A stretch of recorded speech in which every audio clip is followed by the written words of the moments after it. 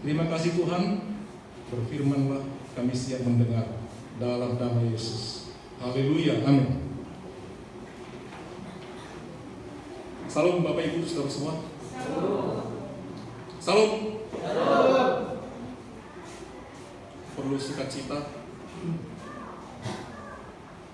karena kita memasuki satu kalender yang baru untuk tahun gereja. Kalau minggu lalu kita mengakhiri, kita diminta untuk menghitung hari-hari kita sedemikian rupa supaya kita beroleh hati yang bijaksana, mengevaluasi selama waktu yang sudah kita lewati, di mana ada banyak kekurangan.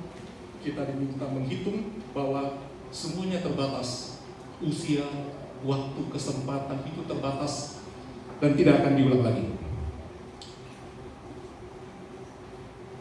Kita menikmati firman Tuhan dari kitab Yeremia pasal 33 ayat 14 sampai ayat yang ke-16. Yeremia pasal 33 ayat 14 sampai ayat yang ke-16. Kita akan baca bergantian. Dengan kasih Kristus kita kembali bangkit berdiri. Saya mulai dari ayat yang ke-14, Yeremia pasal 33. Sesungguhnya waktunya akan datang, demikianlah firman Tuhan, bahwa aku akan menepati janji yang telah kukatakan kepada kaum Israel dan kaum Yehuda. Pada waktu itu dan pada masa itu, aku akan menunjukkan tunas dari dalam gelap. Dia akan melaksanakan keadilan dan kebenaran ini. 16. Pada waktu itu Yehuda akan dibebaskan dan Yerusalem akan hidup dengan tenteram, dan dengan nama inilah mereka akan dipanggil Tuhan keadilan kita. Puji Tuhan, silakan duduk.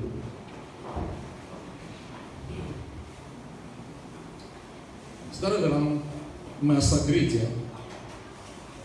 walaupun di gereja kita tidak begitu tegas, tapi secara umum gereja di dunia memiliki kalender gereja yang disebut masa gereja. Pertama adalah masa Advent. Kita memasuki masa Advent yang pertama dari 4 Advent sebelum kedatangan Tuhan. Setelah masa Advent, lewat 4 minggu ke depan, masuk dengan masa Natal. Selanjutnya langsung ke masuk Prapaskah di tahun depan. Kemudian yang keempat masa Paskah, dan yang kelima masa biasa. Kita sekarang masuk ke minggu Advent yang pertama dari 4 Advent. Advent berasal dari bahasa Latin, yaitu Adventus, artinya adalah kedatangan. Kalau kedatangan berarti ada sesuatu, seseorang yang akan datang. Ada yang menunggu, ada yang menanti, ada yang berharap. Apa yang kita harapkan? Pertama, kita mengingat kembali akan harapan datangnya Sang Juru Selamat. Dalam konteks ini adalah kita mengharapkan kedatangan hari Natal. Yang kedua, kita diingatkan akan kedatangan kedua kali Sang Juru Selamat ke dunia ini, yang disebut dengan akhir zaman. Jadi dua ini yang kita mau peringati. Pertama, kedatangannya 2000 tahun lebih. Dia sudah datang di Bethlehem. Kita akan rayakan, akan datang tanggal 24 malam itu, atau tanggal 25. Itu 4 minggu lagi. Jadi lagu-lagu tentang Natal kelahiran belum di gereja, karena masih ada penantian. Ada masa menanti kedatangan itu yang disebut dengan Advent. Gereja Advent menanti kedatangan Tuhan.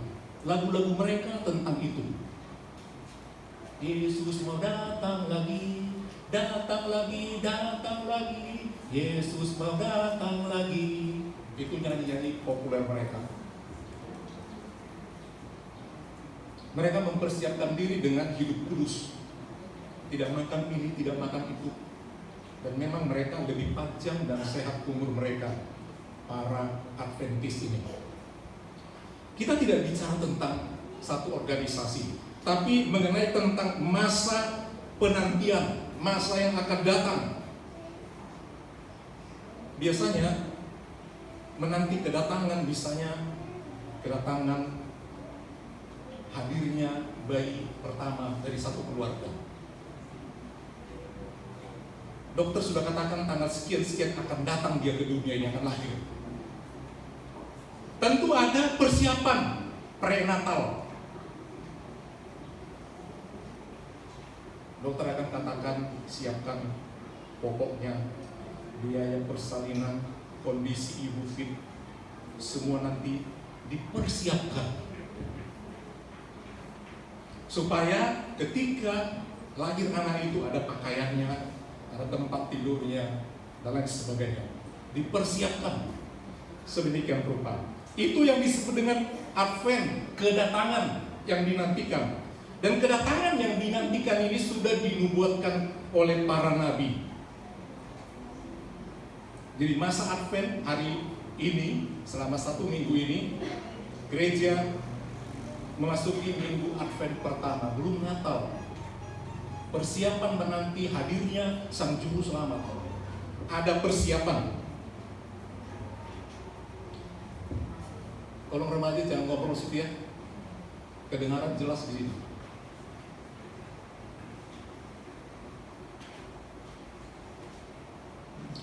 Masa Advent di minggu pertama ini dipasang biasanya lilin. Kebetulan kita belum ada meja yang bagus. Normalnya dipasang lilin satu berwarna ungu. Ungu simbol daripada pertobatan, selain daripada arti-arti yang lain. Jadi itu melambangkan persiapan menyambut Tuhan yang kudus dengan pertobatan. Kalau Natal seringkali kita jumpai di pintu-pintu gereja, pintu-pintu rumah, ada lingkaran. Itu disebut korona, warna hijau. Itu perlu saudara pelajari apa maknanya. Di hari Natal, mulai Advent itu muncul. Kenapa? Itu adalah lambang cinta kasih yang abadi, tidak putus. Lambang cinta Tuhan. Dan warnanya hijau. Daun-daun pohon pinus, cemara. Karena hanya daun ini yang bertahan hidup dan hijau di musim dingin. Cinta itu abadi, musim apapun, hijau selalu. Itu ada maknanya di pintu-pintu rumah orang. Merry Christmas, ada tulisan merah. Gambaran darah Yesus. Tulisannya itu kalau nggak kuning, merah. Punya makna. Nggak akan diambil warna biru atau yang lain, coklat, nggak ada. Punya makna warna-warna itu.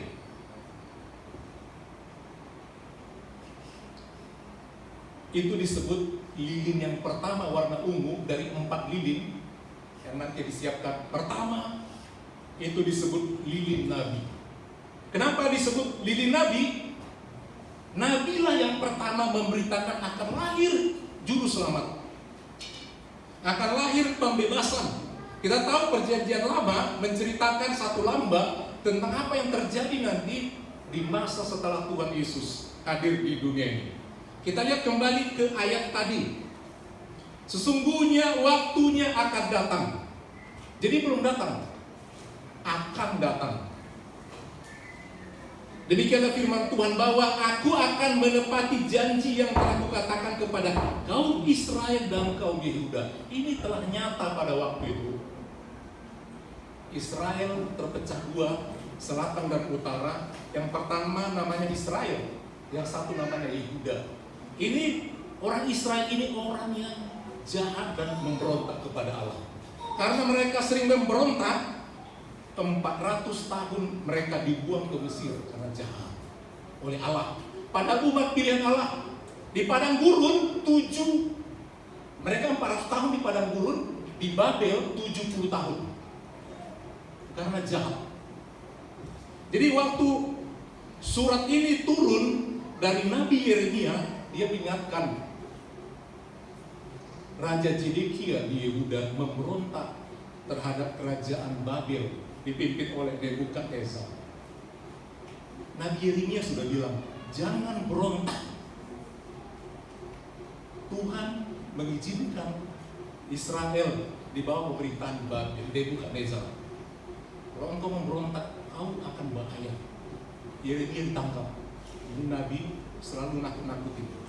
Tapi nabi itu berkata, bertobat, bertobat supaya Tuhan tidak marah.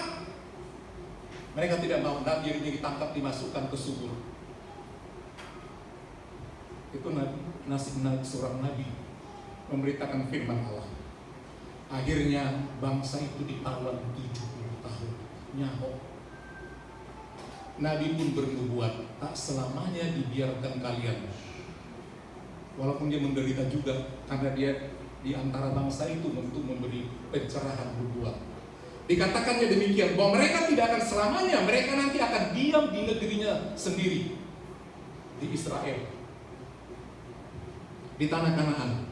Sehingga dia bernubuat demikian, aku akan menepati janji yang telah kukatakan kepada kaum Israel dan kaum Yehuda pada waktu itu dan pada masa itu. Aku akan menumbuhkan tunas keadilan bagi Daud. Karena Israel keturunan Daud. Ia akan melaksanakan keadilan dan kebenaran di negeri.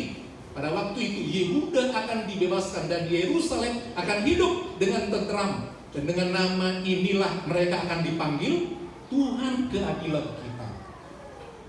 Mereka nanti akan mengucapkan Tuhan keadilan kita. Itu salah satu nama Tuhan. Tuhan yang adil. Adil bagi kita. Dihukum 400 tahun, 70 tahun. Masih dikasih kesempatan untuk memiliki negeri yang tentram bagi Yehuda dan Israel. Nubuat itu ditunggu-tunggu, enggak terjadi sampai sekarang. Tapi rupanya munculnya yang sebenarnya itu adalah menubuatkan kelahiran juru selamat dari tunas Daud. Dalam bahasa Batak itu ada pernah saya dengar lebih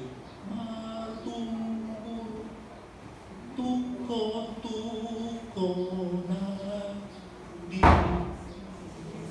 di JCI, kira-kira begitu. Nabi Yesaya udah nubuatkan, Nabi Yeremia udah nubuatkan. Itu sebabnya lilin pertama, lilin Nabi, dia menubuatkan akan lahir di kota Daud, anak Daud, tunas Daud. Kristus anak Daud, Kristus. Padahal Daud hidup ribuan tahun yang lalu. Tapi dari titisan darah itu lahir sang juru selamat yang akan kita rayakan. Udah datang 2000 sekian tahun yang lalu, kita mau rayakan. Nggak boleh asal rayakan. Ada pertobatan. Sebab yang lahir itu adalah sang juru selamat yang maha kudus. Perlukan pertobatan. Nggak langsung kita rame-rame enak-enak merayakan. Ada dikatakan menyambut Natal dimulai dengan pertobatan, doa, melakukan hal-hal yang baik. Sebab yang datang itu maha baik dan maha adil.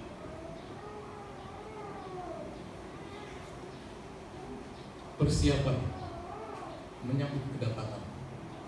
Kita beberapa kali ingatkan menyambut Natal itu perlu pengorbanan ya. Belum siap lagi persiapan buat Natal, chatnya masih kurang, Bapak Gembala lihat mana yang lain. Jangan dulu terlena kita cari untuk persiapan kebutuhan keluarga. Ada kan waktunya juga lowong di waktu itu. Harusnya kita sudah siap dari luar. Pohon udah ada pohonnya saya hidup, lampunya sudah hidup. Malu kita sama tetangga-tetangga udah terang luar gerejanya. Teras gereja lo pada dihias. Kalau kita di dalam, paling kan kita yang menikmatinya, nggak kelihatan kita berbenah. Minggu lalu Bapak Gembala udah ingatkan juga, coba dulu itu dinding-dinding yang bolong bagian luar, kelihatan dari luar. Kalau boleh dicat, kita kerok sama-sama. Berapa sih harganya? Ngerjakannya berapa lama? Sehingga orang tidak melihat kita ini orangnya sepele. Menyambut kedatangan Tuhan, si penyelamat kita, si pemberi nafas kehidupan, sepele. Kalau saudara mau sebagai keluarga baru, mau kelahiran anak pertama, pasti repot. Pasti repot. Gimana kerepotan kita? Lantai itu besi masih nampak, persiapan.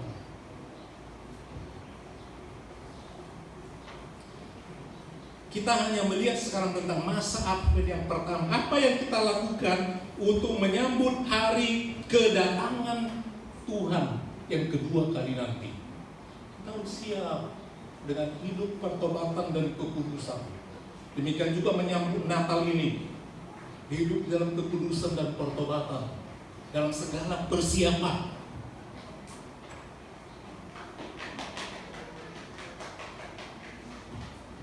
Kita harus memiliki pengharapan. Siapa yang akan lahir itu? Pada waktu itu dikatakan Yehuda akan dibebaskan. Ini pengertiannya, dibebaskan kita dari dosa, dari belenggu dunia ini oleh Yesus Kristus, penggenapannya. Dan dengan nama inilah, yaitu Immanuel, Allah beserta kita, mereka akan dipanggil Tuhan keadilan kita. Tuhan yang Maha Adil akan menyelamatkan kita, akan memulihkan kita. Jadi minggu-minggu ini, 4 minggu ini adalah minggu-minggu pemulihan kita untuk bisa memperingati perayaan Natal dengan segala persiapannya. Waktunya akan datang, dan waktunya memang akan datang. 4 minggu lagi kita akan bersama-sama merayakan Natal yang ditandai dengan Advent. Yang paling tegas tentang hal ini, Gereja Katolik sangat confident. Mereka nggak boleh Natal sebelum 24 malam. Minggu persiapan ini mereka sangat ketat. Kebetulan di mereka ada disebut dengan sakramen pertobatan. Di kita nggak, di Protestan. Mereka punya disebut sakramen pertobatan. Mereka harus bayar dengan itu. Mereka harus lakukan puasa, melakukan bakti sosial, kasih santunan ke panti jompo, dan lain sebagainya. 4 minggu, 4 persiapan, baru mereka bebas Natal. Kalau kita persiapan gak mau, pestanya mau. Penyangkalan diri gak mau, tobat gak mau, puasa gak, korban gak mau, hura-huranya mau. Padahal yang paling repot adalah persiapan itu. Kalau orang mau punya anak, mau punya berkat, persiapannya nggak mau langsung terima anak, nggak perlu bajunya, nggak perlu tempat tidurnya, gampang aja Tuhan mau kasih. Tapi bagaimana, apa mau dibiarkan begitu? Gak bisa, saudara. Kalau kita mau diberkati Tuhan, seperti kehadiran Sang Juru Selamat, kita harus ada persiapan untuk diberkati. Kita harus siap untuk diberkati. Amin. Mana asal dikasih, sementara kita nggak siap menampung berkat itu. Itu sebabnya kita kurang diberkati, karena kita tidak mempersiapkan diri untuk diberkati. Ya, kita tidak persiapkan diri untuk itu. Kita rindu kita masuk di tempat yang kudus, tidak mau menguruskan diri. Sementara Tuhan sudah berkorban, kita tak mau berkorban. Bapa telah mengorbankan anaknya, dan Yesus sudah mengorbankan diri. Apa yang kita lakukan? Hanya percaya? Enggak. Harus berbuat sesuatu. Hanya mengenang perayaan Natal itu, terus kasih kado, enggak ada artinya. Bukan. Persiapan untuk nanti yang realnya. Kalau kita Natal ini kan hanya sekedar peringatan, perjumpaan nanti saat kedua kalinya. Apa persiapan kita? Apa persiapannya? Tidak segampang itu. Bangsa Israel 400 tahun dijajah. Tuhan tega. Untuk Tuhan menegur kita, Tuhan tega loh bikin peringatan sama kita. Ku kasih kau masalah ini, ku kasih ini. Bagi Tuhan keempat 400 tahun Israel. Padahal milik kepunyaannya sendiri. 70 tahun di Taman Babel. Dan nanti katanya akan dibebaskan. Tuhan Yesus telah hadir di dunia membebaskan melalui kelahirannya, kematiannya, kebangkitannya, dan naik ke surga mempersiapkan tempat bagi orang yang mau mempersiapkan diri. Enggak asal masuk ke surga itu, ada persyaratannya, persiapan. Tidak ada orang yang masuk ke sana orang yang tidak kudus. Saudara boleh baca itu, orang-orang Di sana tidak akan masuk orang yang begini, itu macam-macam ditulis. Tidak akan masuk di sana ini banyak. Firman Tuhan katakan, kuduslah kamu sebab aku kudus. Itu sebabnya ungu itu lilinnya dipasang buat dalam 4 minggu ini. Lilin pertama, kedua, ketiga ungu. Lilin terakhir baru warnanya merah muda atau merah jambu atau pink, gambar sukacita sang juru selamat telah lahir. Baru bisa rayakan. Coba cek sebuah gereja Katolik di seluruh dunia ada rayakan Natal sebelum 24 malam. Gak akan ada. Kenapa? Masih Advent, belum lahir. Persiapannya hamil sekian bulan, berjalan lagi melewati lembah, nggak langsung ada. Derita Yosef, pembimbing yang mencari tempat mau melahirkan, lahirannya di mana, tok, nggak ada. Tiba-tiba kita udah mencak-mencak, wah, selamat Natal, tapi tidak ada persiapan. Dengar-dengar mau latihan Natal aja pun kayak nggak sepele kita. Nggak sepele. Apa kemarin sering tanya gimana latihannya? Lagunya kompak kira-kira nanti. Dawanti-wanti mau mendengar. Jangan anggap sepele. Walaupun kita kata lagu biasa dikuasai, luar biasa. Karena seringkali lagu yang biasa nggak dikuasai ternyata. Nggak dikuasai loh. Nggak dikuasai temponya. Bapak Gembala kalau lagi nyanyi ibadah, pasti kaki itu hitung-hitung ketujuh, pas gak mulainya, jatuhnya. Siapa kecepatan? Hitung. Pemain musik itu pemain yang paling menderita kalau gak cocok. Gimana nyusunnya ini ya? Mencocok-nyocokkannya ini ya? Apalagi kalau sampai banyak yang bernyanyi, semua suka-sukanya. Seret, itu bingung loh, yang mana mau diikutin? Bingung.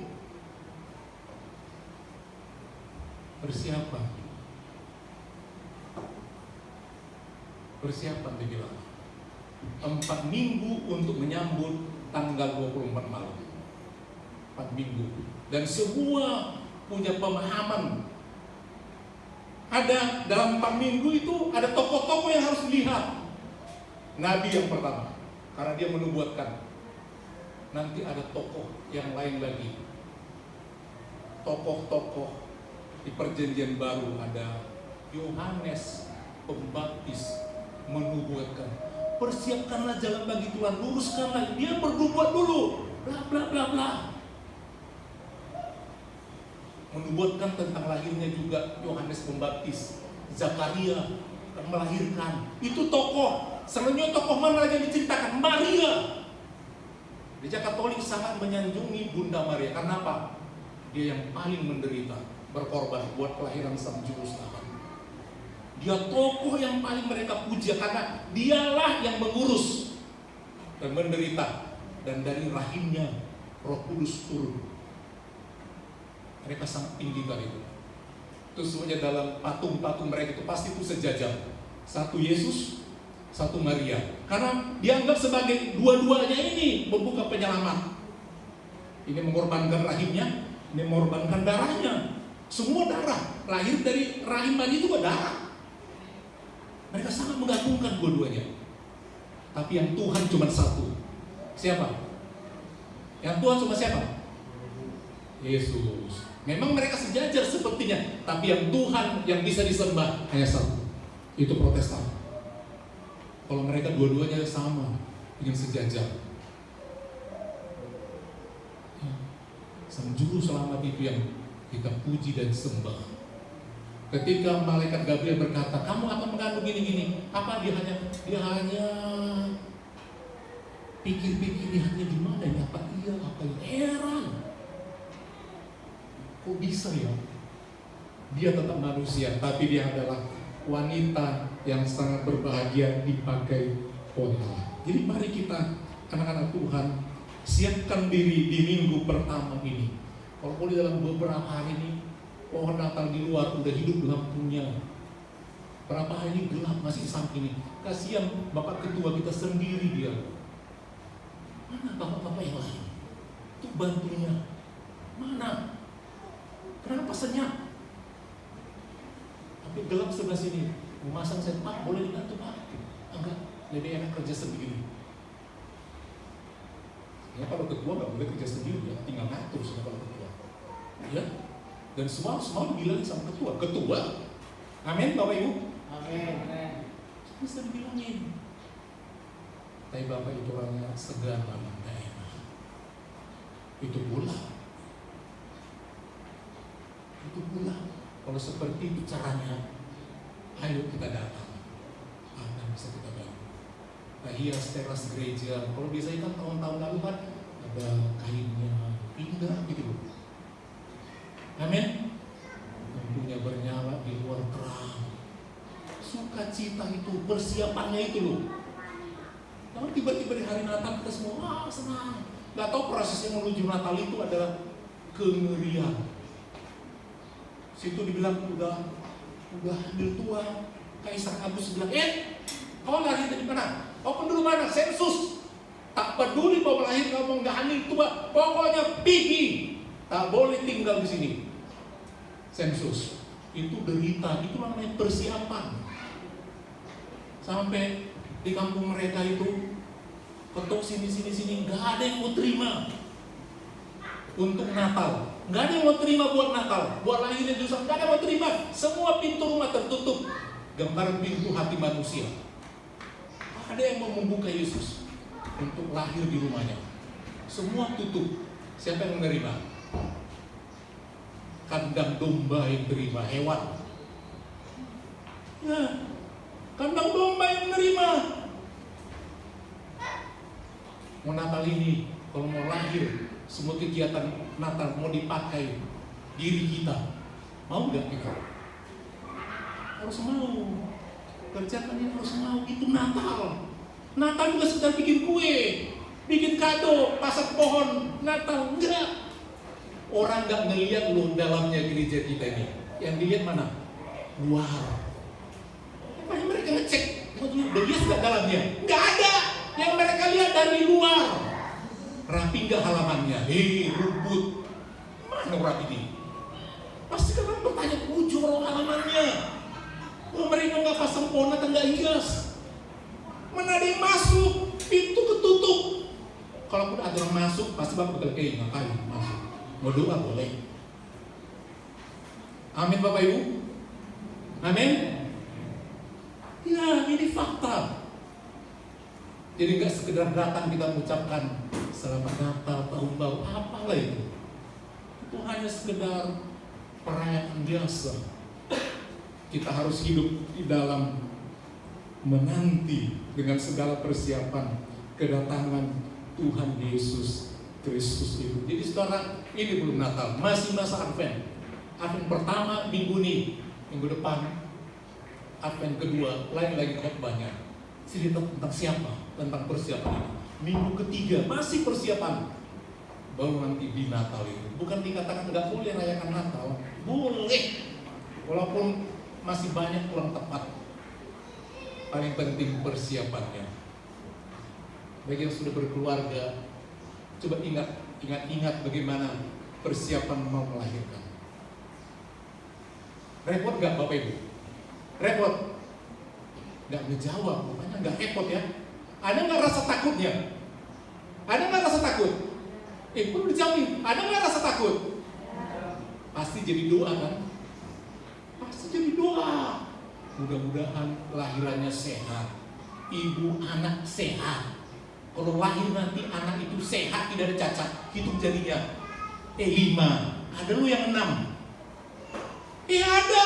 Ada kurang 3. Ada.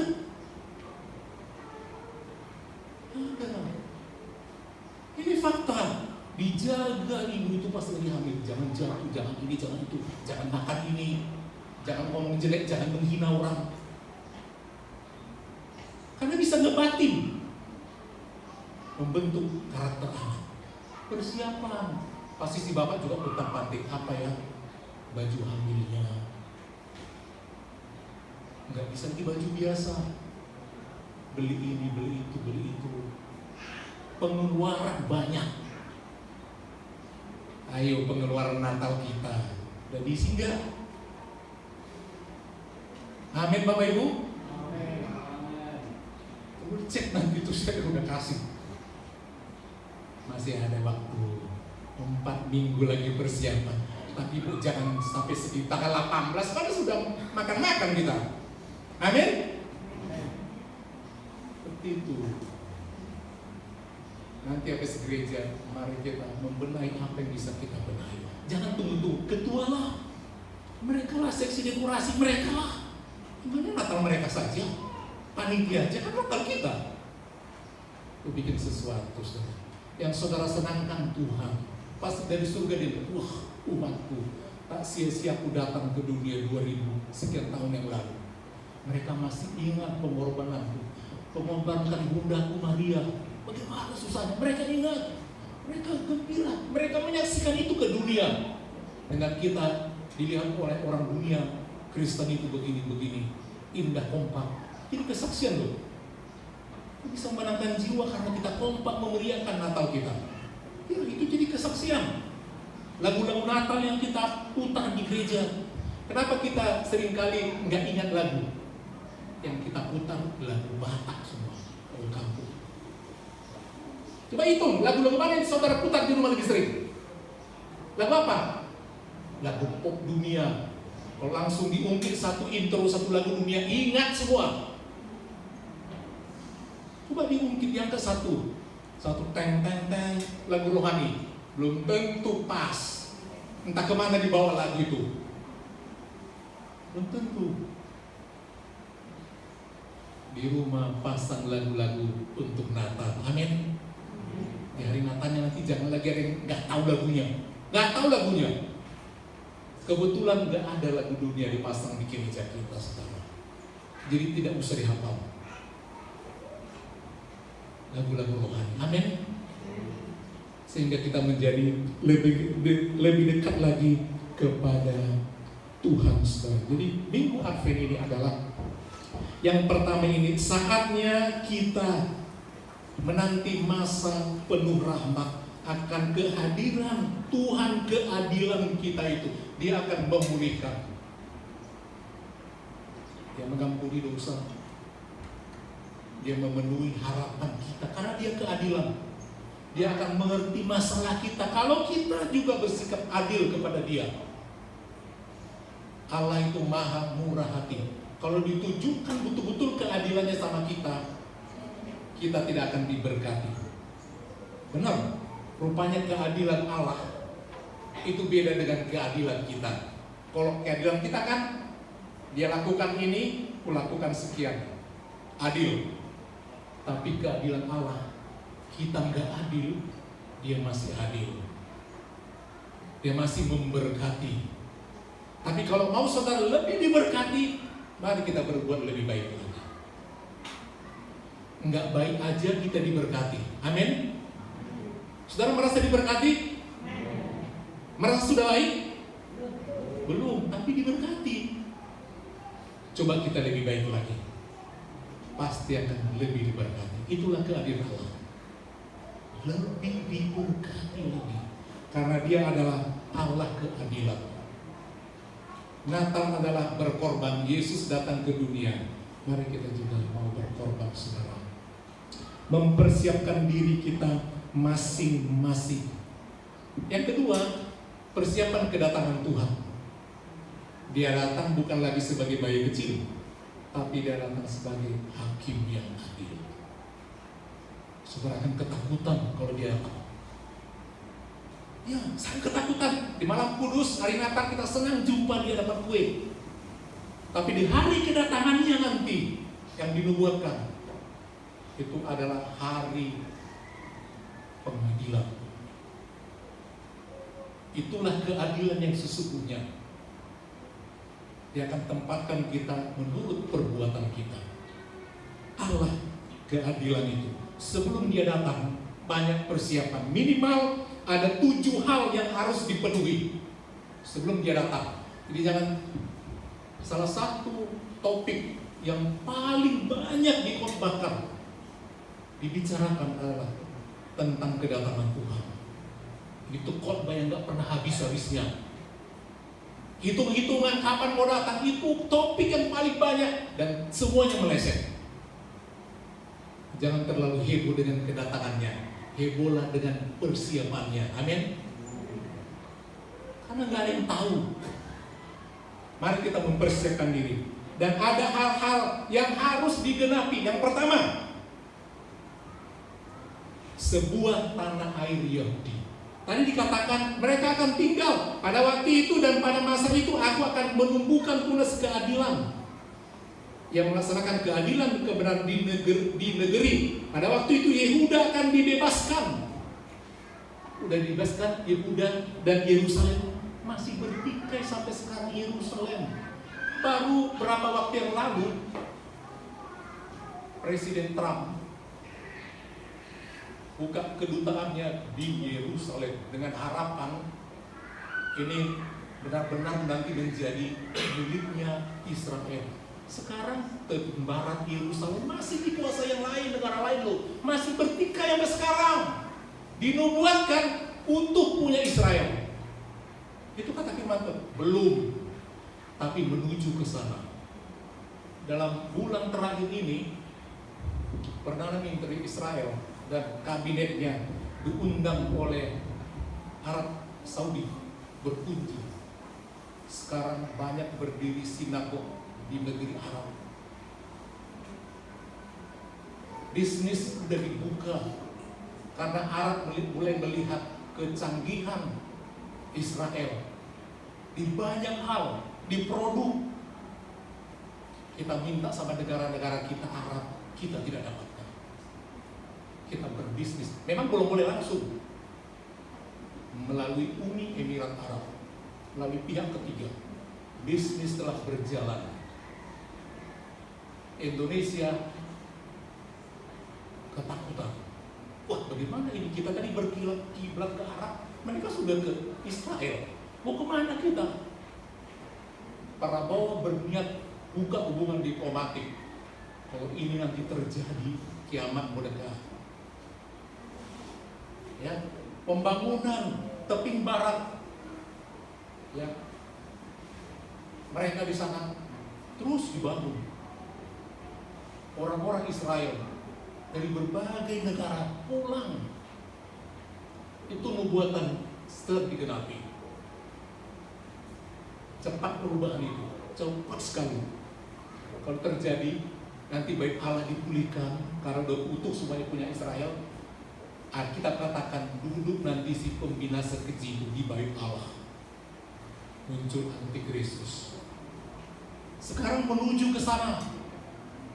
Itu yang pertama akan terjadi. Sebuah tanah air Yahudi akan didirikan di Israel. Utuh punya dia, enggak ada sengketa. Dan mulai pelan-pelan diserahkan oleh Arab. Yang kedua, Injil akan diberitakan ke seluruh dunia. Sekarang jangan berpikir ke seluruh dunia itu ke semua negara, ke semua suku, sebuah pedalaman. Di Rio ini ada ratusan suku. Akan sampai? Enggak.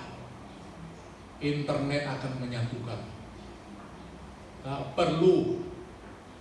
Semua bisa dibuka. Injil bisa dibuka. YouTuber Kristen khotbah di mana-mana, penginjilan, macam-macam. Buka YouTube, buka khotbah, buka pengajaran, buka nyanyi rohani.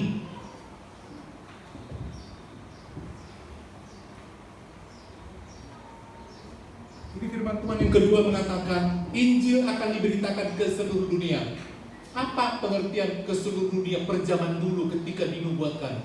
Tapi Injil ini akan diberitakan ke seluruh dunia. Zamannya dulu ke seluruh dunia itu hanya lingkup kekaisaran Romawi. Jajahan dunia zaman dulu baru dibawa kekuasaan Romawi. Itu dunia dulu, belum peta sekarang pengertian dunia. Terus ada pepatah, banyak jalan ke Roma. Pusat dunia itu Roma. Dari mana? Ya memang banyak berbagai kota-kota kecil. Tapi satu jalan ke surga. Memang ke Roma banyak jalan pada waktu itu. Karena Roma pusat dunia pada waktu itu. Jadi dulu kecil. Kalau semua diberitakan Tuhan datang.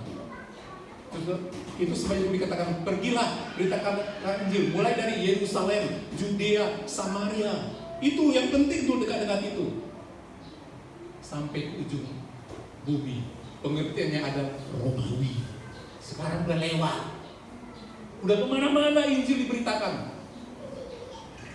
Poin kedua sudah tergerak, pengertian ke seluruh dunia. Mau kemana saudara sembunyi? Semua ada internet. Di mana daerah yang tidak ada HP? Apalagi sekarang sekolah pun anak kecil yang nggak tahu apa harus tahu HP. Semua sampai Injil. Yang ketiga, komunikasi di seluruh dunia akan ada. Wahyu 11 ayat 3 sampai 10 itu menceritakan. Wahyu 11 ayat 3 sampai 10. Sebab apa? Tuhan kirimkan 2 saksi ke dunia ini. Tuhan bangkitkan. Roh Elia akan muncul. Dalam ayat ini dikatakan, dan aku akan memberi tugas kepada 2 saksiku, supaya mereka bernubuat sambil berkabung 1260 hari lamanya. Muncul 2 saksi dari surga. Mereka bisa dikatakan, terus ayat itu ayat 3 sampai 10. Ayat 5, mereka adalah kedua pohon zaitun dan kedua kaki dian yang berdiri di hadapan Tuhan semesta alam. Lanjut. Dan jikalau ada orang yang hendak menyakiti mereka, keluarlah api dari mulut mereka, menghanguskan semua musuh mereka. Dan jikalau ada orang yang hendak menyakiti mereka, maka orang itu harus mati secara itu. Mereka mempunyai kuasa menutup langit. Nanti akan ada bahaya, gak hujan-hujan, supaya jangan turun hujan selama mereka bernubuat sekian hari itu. Dunia kekeringan. Dan mereka mempunyai kuasa atas segala air. Lanjut. Untuk mengubahnya menjadi darah dan untuk memukul bumi dengan segala jenis malapetaka. Setiap kali mereka menghendakinya, di atas virus COVID akan ada lagi senjata pembunuh massal, senjata kimia akan ada. Sekarang Israel telah menciptakan satu senjata laser. Laser loh, menghancurkan pesawat yang lagi terbang. Makanya semua ketakutan negeri Arab itu. Laser, cep, habis. Hanya laser, zep, habis. Laser, habis. Senjata kimia bisa diciptakan. 2 saksi akan muncul. Selanjutnya, dan apabila mereka telah menyelesaikan kesaksian mereka, maka binatang ini iblis yang muncul dari jurang maut akan memerangi mereka. Perang 2 saksi tadi, mengalahkan serta membunuh mereka, mati 2 utusan Allah itu. Tapi nggak selamanya. Dan mayat mereka akan terletak di atas jalan raya kota besar yang secara rohani disebut Sodom dan Mesir. Sana, di negara sana, di Palestina, 2 nabi itu terletak mati. Di mana juga Tuhan mereka disalibkan? Ya di sana, di Palestina. Daerah itu, di mana itu? Mau ziarah ke Israel, tempat penyaliban Tuhan Yesus, ada di situ. Nanti muncul 2 nabi, mati dan bangkit lagi. Dan orang-orang dari segala bangsa dan suku dan bahasa dan kaum melihat mayat mereka 3,5 hari lamanya. Dan orang-orang itu tidak memperbolehkan mayat mereka dikuburkan, biarin, biar busuk mereka pikir, biar ditonton orang. Udah kalah utusan Allah orang Kristen itu. Dan mereka yang diam di atas bumi bergembira dan bersukaria. Habis Kristen dia pikir ya, atas mereka itu, dan berpesta saling mengirim hadiah. Karena kedua nabi itu telah merupakan siksaan bagi semua orang yang diam di atas. Iyalah, 2 orang itu menjadi siksaan. Dia kasih virus, dihukum loh. Oh, Indonesia macam-macam, kirim penyakit ini. Dia tinggal ngomong, kirim ini, kirim ini. Jadi siksaan. Jadi situ mati penyebab penyakit itu. Orang semua senang kirim hadiah. Wah, bebas kita, udah mati. Dia nggak tahu isi Alkitab. Kedua nabi itu telah merupakan siksaan bagi semua orang yang diam di atas bumi. Ayat ke-11. 3,5 hari kemudian, 3,5 hari Kemudian masuklah roh kehidupan dari Allah ke dalam mereka, sehingga mereka bangkit. Dan semua orang yang melihat mereka menjadi sangat takut.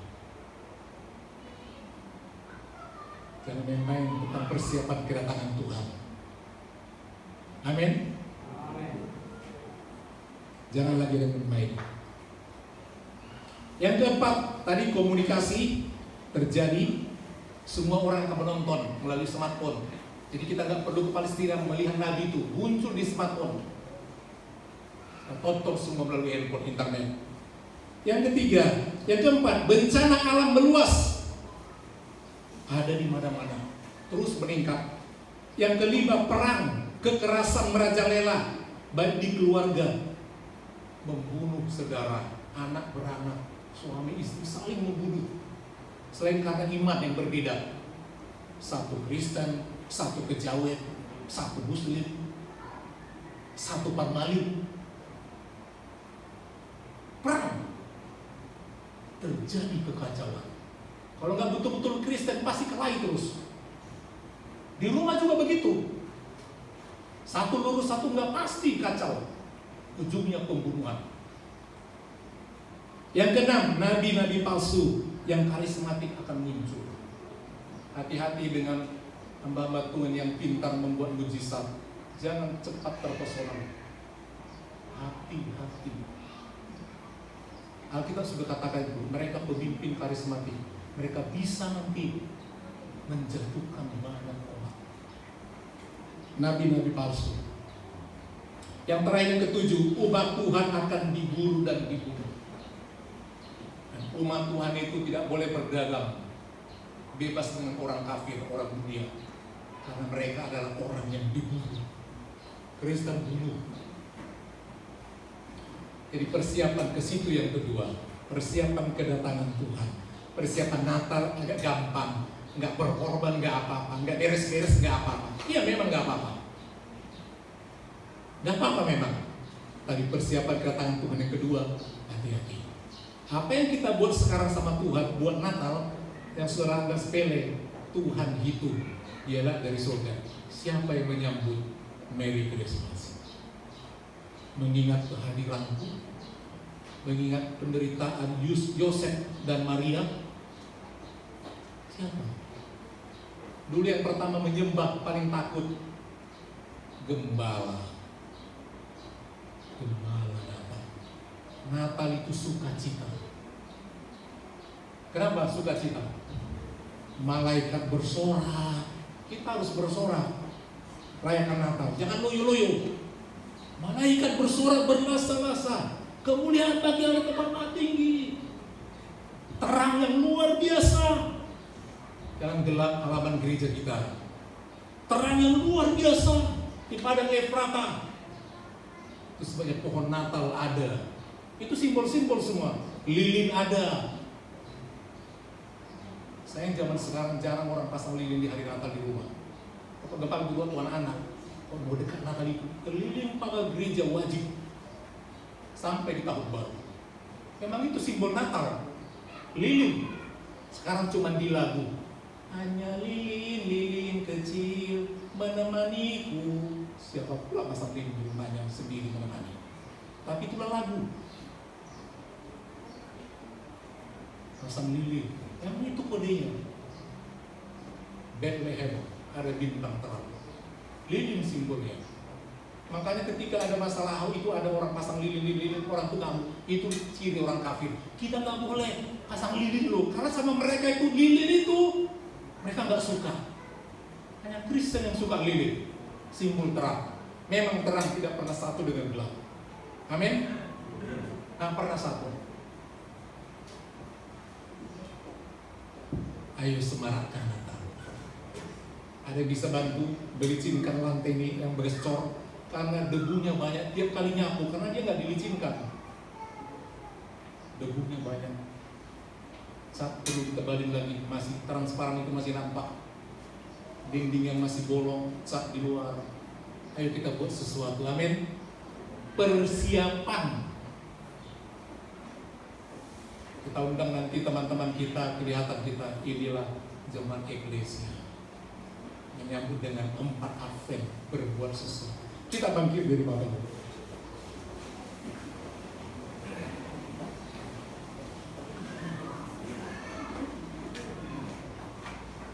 Dia sungguh indah, dia Yesus, dia ajaib, dia mulia.